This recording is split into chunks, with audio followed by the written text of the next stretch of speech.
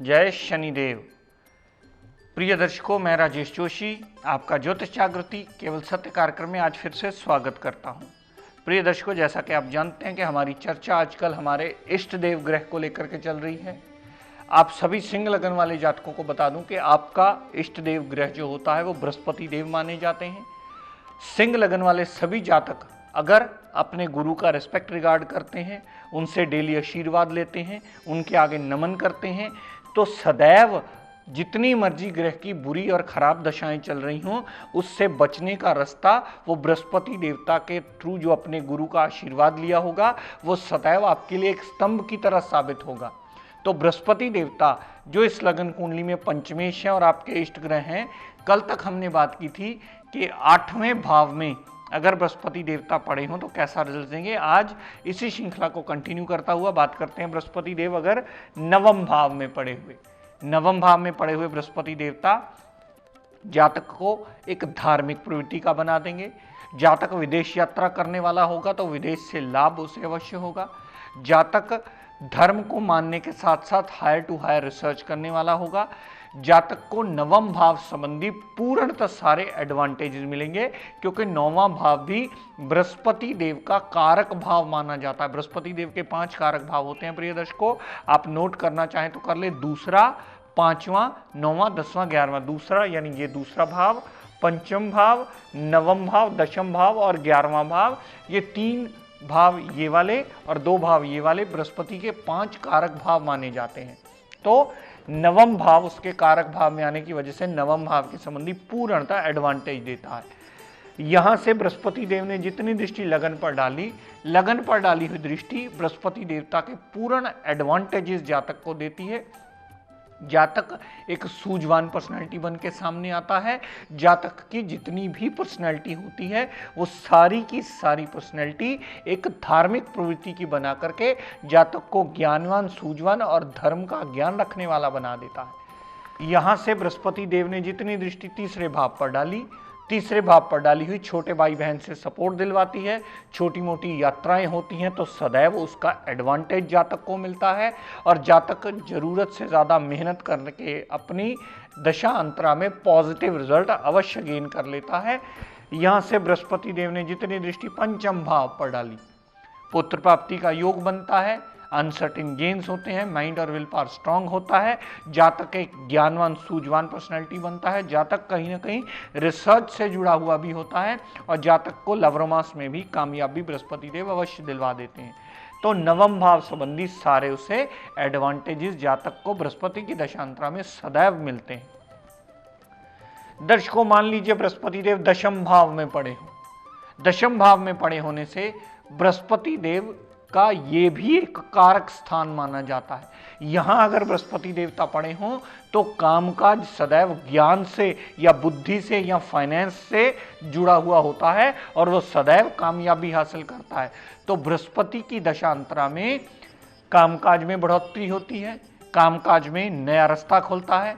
कामकाज अगर फाइनेंस से जुड़ा होगा तो फाइनेंशियली लाभ जातक को बहुत ज्यादा होता है। लेकिन प्रिय दर्शकों, एक बात याद रखिएगा, हमेशा बृहस्पति के इस बात का निर्णय करने से पहले उसका डिग्री वाइज विवेचन अवश्य कर लीजिए कि वो कितने प्रतिशत अपनी दशांतरा में रिजल्ट देने में सक्षम हुआ है। यहां से बृहस्पति देव ने जितनी दृष्टि दूसरे भाव पर डाली हुई दृष्टि बृहस्पति देव की धन का आगमन कहीं ना कहीं से करवाती रहेगी। परिवार पूर्णतः साथ देने वाला होगा। जातक जो भी वाणी बोलेगा वो कहीं ना कहीं एक सूझवान पर्सनैलिटी वाली वाणी होगी और उसका जातक को लाभ अवश्य मिलेगा। सामने वाला वो वाणी सुनना पसंद करता है और उसकी बात मानता भी है। जातक एक बहुत अच्छा एडवाइजर भी होता है। यहां से बृहस्पति देव ने जितनी दृष्टि चौथे भाव पर डाली तो माता, गाड़ी, भूमि, वाहन, मकान, सारी सुख सुविधाओं से जातक को संपन्न करने में बृहस्पति की दशांतरा सदैव लाभान्वित होती है। यहां से बृहस्पति देव ने जितनी दृष्टि छठे भाव पर डाली तो रोग, ऋण, कर्जा, दुर्घटना, मुकदमा से फारिग करके जातक को हाउस ऑफ कंपटीशन में जितवा करके बृहस्पति देव सदैव लाभ देते मिलते हैं। जातक को बड़े से बड़ा हाउस ऑफ कंपटीशन अगर हो तो हाउस ऑफ कंपटीशन पर दृष्टि डाली हुई कंपीट करवा करके जातक को कंपटीशन जितवाने की काबिलियत डेवलप कर देती है। दर्शकों, मान लीजिए बृहस्पति देव 11वें भाव में पड़े हुए, 11वां भी उनका कारक भाव होता है। पंचमेश का 11वें भाव में आना जातक को धन की कमी कभी नहीं आने देता। बड़े भाई बहन की पूर्णतः सपोर्ट उसको सदैव मिलती है और छोटी मोटी अगर हेल्थ प्रॉब्लम हुई तो बृहस्पति की दशा अंतरा में वो हेल्थ प्रॉब्लम्स दूर अवश्य हो जाती है। यहां से जितनी दृष्टि तीसरे भाव पर डाली तो छोटे भाई बहन से भी सपोर्ट मिलती है, जातक को मेहनत का पूर्ण फल मिलता है। और बृहस्पति का 11वें भाव में प्लेसमेंट में आना जातक की इच्छा पूर्ति को पूरा करने में बृहस्पति की दशांतरा सदैव सहायक सिद्ध होती है। यहां से बृहस्पति देव ने जितनी दृष्टि पंचम भाव पर डाली, पंचम भाव पर डाली हुई दृष्टि बृहस्पति देवता को दिशा बल यानी कि बृहस्पति देव की कारक भाव में बैठकर कारक भाव पर डाली हुई दृष्टि पुत्र प्राप्ति का योग, मेंटली विल पावर को स्ट्रॉन्ग करना, कॉन्फिडेंस लेवल में बढ़ोतरी करना, लव रोमांस में कामयाबी देना, अनसर्टेन गेन्स देना, यानी पंचम भाव संबंधी सारे लाभ उस जातक को अवश्य मिलते हैं। यहां से बृहस्पति देव ने जितनी दृष्टि सप्तम भाव पर डाली, सप्तम भाव पर डाली हुई दृष्टि पार्टनरशिप में सदैव एडवांटेज देगी। पार्टनरशिप के साथ साथ अगर जातक के दाम्पत्य सुख में कोई दिक्कत परेशानी होगी तो वो भी दूर करने में बृहस्पति देवता की डाली हुई नवम दृष्टि जो सप्तम भाव पर वो सदैव एडवांटेज देगी और उसके छोटे मोटे मनमुटाव दाम्पत्य सुख के दूर अवश्य होंगे। और जातक के लिए डेली वेजिज में नित्य नए रास्ते खोल करके बृहस्पति कहीं ना कहीं से उसे लाभ अर्जित अवश्य करवाते मिलेंगे। दर्शकों, मान लीजिए बृहस्पति 12वें भाव में पड़े हुए, 12वें भाव में पड़े हुए बृहस्पति देवता को उच्च का गिना जाता है। कर्क राशि में बृहस्पति देव उच्च के माने जाते हैं। और अगर बृहस्पति देव विपरीत राजयोग की स्थिति में आ गए तो ये अच्छा फल देने में सक्षम अवश्य होंगे। लेकिन अगर बृहस्पति देव विपरीत राजयोग की स्थिति में ना आए तो कभी भी यहां पड़े हुए बृहस्पति देव अपनी दशांतरा में अच्छा फल नहीं देंगे। लेकिन प्रिय दर्शकों, एक स्पेशल बात यहां कहना चाहूंगा, चाहे बृहस्पति विपरीत राजयोग में आकर अच्छा फल देने में बाध्य ही क्यों ना हो, चाहे बृहस्पति देव विपरीत राजयोग में ना आकर बुरा फल देने में अपनी दशांतरा में बाध्य हो, लेकिन किसी भी सिंह लगन के जातक को जिनका बृहस्पति देवता 12वें भाव में उच्च का पड़ा हो उन्हें पुखराज पहनने की राय नहीं दी जाती। पुखराज पहनना उस जातक को सदैव वर्जित माना जाता है। ये समझ के कि आप अपनी गृहस्थी बचा लेंगे 12वें भाव में बृहस्पति पड़ा है पुखराज पहनकर, तो ये आपकी सबसे बड़ी भूल होगी। क्योंकि 12वें भाव में गया हुआ बृहस्पति अगर विपरीत राजयोग की कंडीशन में ना आया तो वो सदैव अपनी दशांतरा में आपको बहुत ज्यादा कष्ट देता मिलेगा। 12वें भाव में पड़ा हुआ बृहस्पति अपनी दशांतरा में फजूल का व्यय बढ़ा देगा, अस्पताल के खर्चे बढ़ा देगा, जेल यात्रा तक भी करवा सकता है, विदेश यात्रा करवा करके वहां भी आपको टिकने नहीं देगा। यहां से बृहस्पति देव ने जितनी दृष्टि चौथे भाव पर डाली तो चौथे भाव पर डाली हुई दृष्टि माता, गाड़ी, भूमि, वाहन, मकान, सारी सुख सुविधाओं में दिक्कत परेशानियां देने का रास्ता आपको बना देगी। और आपने पुखराज पहनकर और बड़ी गलती कर ली तो बृहस्पति देवता के और नेगेटिव रिजल्ट आपको मिलेंगे। यहां से बृहस्पति देव ने जितनी दृष्टि छठे भाव पर डाली तो रोग, ऋण, कर्जा, दुर्घटना, मुकदमा, कोर्ट केस, लिटिगेशन में एक्टिवेशन आकर के छठे भाव संबंधी भी सारे नेगेटिव रिजल्ट बृहस्पति देव अपनी दशांतरा में आपको अवश्य देंगे।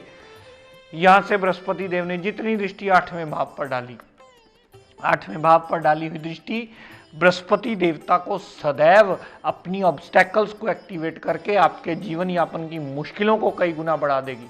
दिक्कत, परेशानियां, अटकलें, काम में डिले होना, काम में रुकावट होना, काम का इतना विलंब होना कि आपका मन और विश्वास दोनों उठ जाते हैं और आपका मन बहुत ज्यादा परेशान हो जाता है उसके लिए।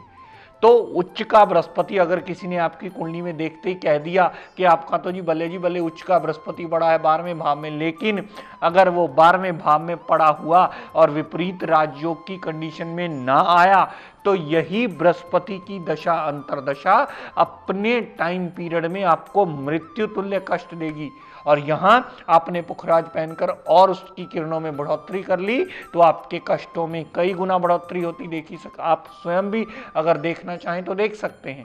यहां 12वें भाव में पड़ा हुआ बृहस्पति सिर्फ अगर इसका इलाज करना हो, इसके लिए लाइन ऑफ ट्रीटमेंट या रेमेडियल मेजर्स लेना हो या उपाय करना हो, तो आप बृहस्पति देवता का पाठ पूजन कीजिए, बृहस्पति देवता के आगे नमन कीजिए, अपने गुरु से आशीर्वाद लीजिए, बृहस्पति देवता का व्रत कीजिए, उसके आगे व्रत किया हुआ, पाठ पूजन किया हुआ ही आपको 12वें भाव के रिगार्डिंग नेगेटिव रिजल्ट में कमी लाएगा और आपका जीवन यापन आसान करके उसे जीने लायक बना सकता है।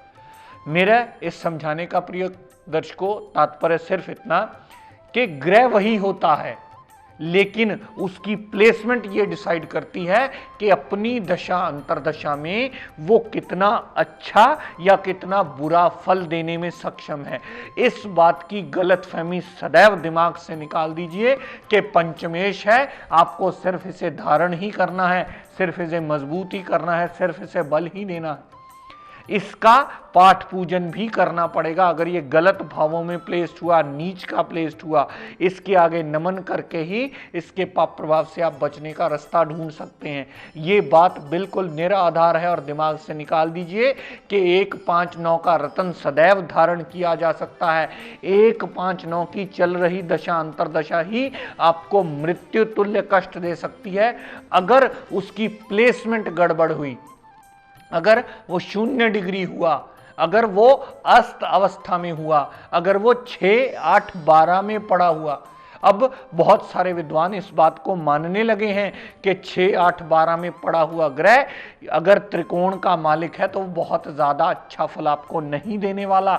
इस बात को विस्तार पूर्वक समझ लीजिए ताकि कुंडली विवेचन करते समय अगर इस बात का ध्यान रखेंगे तो सटीक कैलकुलेशन के नज़दीक आप पहुंच जाएंगे। हाँ, अगर पहली दूसरी बार आपको स्वयं अपनी कुंडली एनालाइज करने में दिक्कत हो, आपको बात ना समझ में आ रही हो, आपके योग कारक ग्रह कौन से हैं और कितने प्रतिशत आपको फल देने में सक्षम है, अगर ये बात पूर्णता ना समझ पाएं तो अपने आसपास किसी विद्वान की मदद ले लें और उससे पेपर पे लिखवा लें कि आपके योग कारक ग्रह कितने हैं, मारक ग्रह कितने हैं और कौन सा ग्रह आपको अपनी दशांतरा में कैसा फल देने में सक्षम है, ताकि इस विद्या के करीब पहुंचकर आपका जीवन यापन आसान होने में ये छोटे छोटे किए हुए रेमेडियल मेजर्स आपको मददगार सिद्ध हों।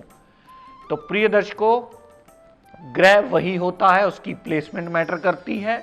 दूसरी बात, उसका डिग्री वाइज बलाबल मैटर करता है कि अपनी दशा अंतरदशा में वो कितने प्रतिशत अच्छा या कितने प्रतिशत बुरा रिजल्ट देने वाला है। सिंह लगन के सभी जातकों को निवेदन करूंगा कि कभी भी आपके जो इष्ट देव आपके गुरु बनते हैं, चाहे वो आपके स्कूल के पढ़ाए हुए टीचर क्यों ना हो, चाहे वो आपके धार्मिक गुरु क्यों ना हो, कभी भी गुरु की निंदा आपको नहीं करनी। वैसे तो ये किसी के लिए भी बाध्य नहीं होता कि किसी गुरु की निंदा की जाए, किसी के लिए भी ये चीज़ एप्लीकेबल नहीं होती कि आप किसी गुरु को बुरा भला कहें, लेकिन सिंह लगन वालों के लिए स्पेशली, क्योंकि उनके इष्ट देव भी उनके गुरु ग्रह ही माने जाते हैं। अगर गुरु के साथ वो रिलेशंस ठीक रखेंगे, गुरु के आशीर्वाद के नीचे रहेंगे, गुरु के कहने में रहेंगे, तो सदैव अपनी बुरी दशा में भी पाप प्रभाव से, दिक्कत परेशानियों से फारिग होकर के अपने जीवन यापन में उनको ये गुरु का लिया हुआ आशीर्वाद सदैव मददगार सिद्ध होगा। तो प्रिय दर्शकों, आज का टिप ऑफ द डे देता हूं, नोट कर लीजिए। जैसा कि आप जानते हैं सर्दी के दिन चल रहे हैं, अगर आप अपनी यथाशक्ति अनुसार किसी भी 4th क्लास एम्प्लॉय को चाय पिला दें, कुछ बिस्किट खिला दें, कुछ भी चीज़ आप उसे खाने को दे दें, तो शनि राहु केतु का पाप प्रभाव डिक्रीज होने में, कम होने में ये बहुत बड़ा मददगार रोल प्ले करता है, क्योंकि 4th क्लास एम्प्लॉय सारे साक्षात शनिदेव का प्रतीक माने जाते हैं।